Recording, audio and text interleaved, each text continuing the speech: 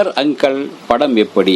பொதுவாக யோகி பாபுவின் கதைநாயகனாக யோகி பாபு நடிக்கும் படங்கள் கொஞ்சம் காமெடி, கொஞ்சம் ஏதோ அப்படி இருக்கும். இதுவும் அப்படிதான். யோகி பாபு, ஓவியா, விஜய் டிவி பாலா, பழைய ஜோக் தங்கதுரை, ரோபோ சங்கர் மற்றும் சேஷு.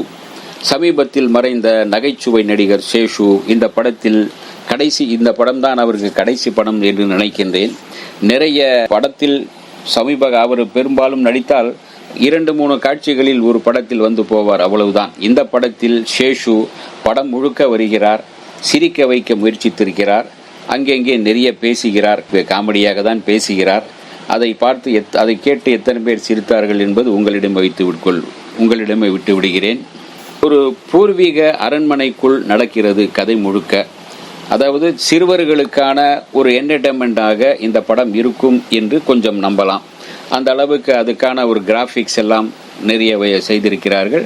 சிறுவர்களும் பார்த்து ரசிக்கக்கூடிய அளவிலும் செய்திருக்கின்றார்கள். கவர்ச்சியில் கலக்க வருகின்ற ஓவியா உண்டர் உமன் ஆக வருகின்றார். யோகி பாபுவை மயக்குகின்றார். அவரை மட்டுமல்ல, அங்கு இருக்கின்ற சேஷு, பாலா, தங்கதுரை மற்றும் ஊர் தலைவர் ஜொல்லு மன்னன், ரோபோ சங்கரையும் மயக்கு என்று மயக்குகின்றார். ஒரு கட்டத்தில் அவர் யார் என்று தெரிந்து கொள்ள திகில் பரவுகிறது.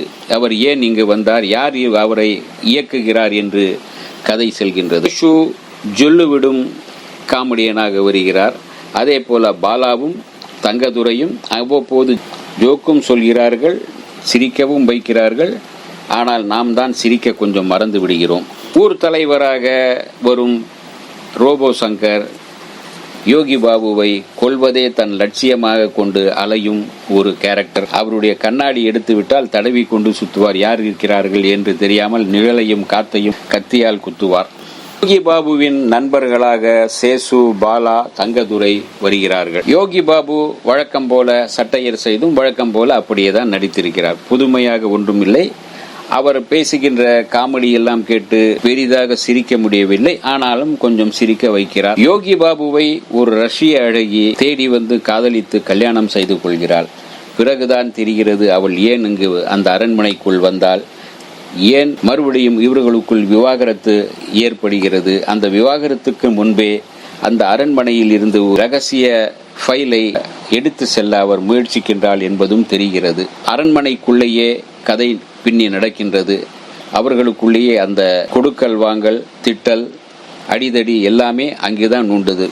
ஆனாலும் ரசிக்கிற மாதிரி, குழந்தைகள் ரசிக்கிறது போல படத்தை பூமரங்கள் கொஞ்சம் சிரிக்க வைக்கின்றார். இந்த வீடியோ உங்களுக்கு பிடிச்சிருந்தா லைக் பண்ணுங்க, ஷேர் பண்ணுங்க, கமெண்ட் பண்ணுங்க, சப்ஸ்கிரைப் பண்ணுங்க, மறக்காம பெல் ஐகானை கிளிக் பண்ணுங்க.